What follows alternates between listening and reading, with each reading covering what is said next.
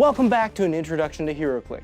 This series of videos will give you everything you need to know about the game of Heroclix and show you what truly makes it such a unique game. In our last video, we took a look at some of Superman and Lex Luthor's powers: super strength, invulnerability, running shot, penetrating psychic blast, energy shield deflection, and probability control. But of course, there's so much more to a battle than just who's in the fight. So let's start by taking a look at the map and the types of terrain. Each type of terrain is shown by the colored outlines on the map. Our first type is the starting area, marked with the purple outline. This is the area where each team is placed at the start of the game. The next type of terrain we run into is called hindering terrain. Hindering represents things like bushes or debris on the field and is marked with a green outline. When your character makes a ranged attack through or into hindering, the defending character adds 1 to their defense.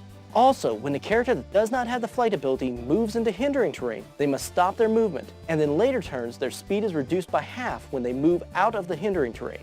Our third type of terrain, marked with the brown border, is called blocking terrain. Blocking terrain represents structures like columns and other solid objects that a character would not be able to move through or see through. The next terrain, marked in red, is called elevated terrain.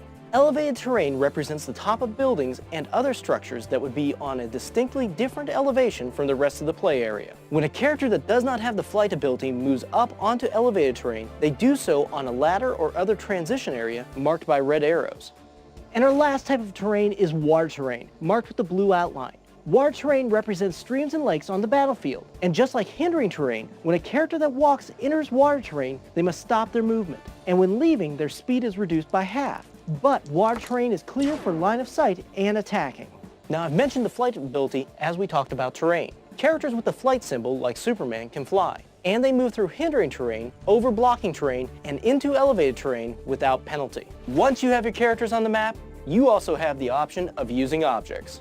Each player may choose to add objects to the game. If they do, they may add up to 3 on the map, each in a clear square outside the starting area. The 3 objects may be 1 light object, which have a yellow ring, 1 heavy object, which have a red ring, and 1 additional object, either a light or a heavy object. Characters with super strength, like Superman, may use objects as weapons when making attacks. When used in a close combat attack, light objects will add 1 to a character's damage value. They may also be thrown up to 6 squares as part of a ranged combat attack and would inflict 2 damage to the hit character. Heavy objects, though, add 2 to your damage in close combat attacks and can be thrown up to 4 squares to possibly inflict 3 damage when they hit a character. Also note, when placed on the map, objects act as hindering terrain for purposes of movement and defense. Next, you should know about the effects that can happen as you roll the dice. Whenever you roll for an attack, there are 3 special types of rolls that can cause more than just a hit or a miss. First is knockback, which happens when you hit with double 2s, 3s, 4s, or 5s. Knockback represents when your attack was so powerful that you knock your target away from your character 1 square for each damage done.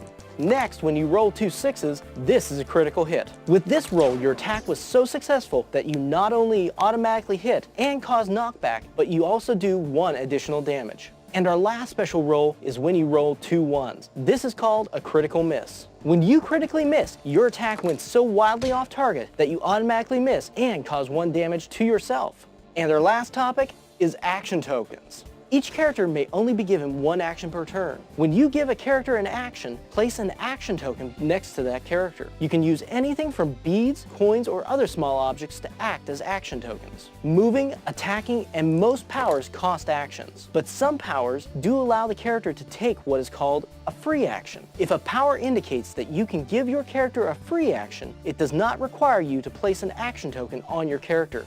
Now, when your character starts a turn with an action token, they may be given another action. This is called pushing a character. When an action is given to a character that would cause a second action token to be placed on that character is now considered pushed and is given 1 click of damage, representing the character overexerting themselves. That is, unless they have the ability Indomitable, like Superman. This is indicated by the special defense shield icon with the stripe through it. Indomitable represents characters with incredible stamina and allows characters to be given a second action token without taking pushing damage. Each character may be only given 1 action per turn. If you don't give your character an action, at the end of your turn, you may remove all action tokens from your character. This is called clearing a character. From terrain to action tokens, there's a lot of strategy involved in Heroclix. But now that we've covered most of the rules of the game, it's time to start playing. In our next video, we'll put everything we looked at in all 3 of our videos into action as Superman faces his arch-rival Lex Luthor. To find out more on your own, go to Heroclix.com and download the Rules and Powers and Abilities card, or ask about Heroclix at your local game store. See you next time and enjoy the game.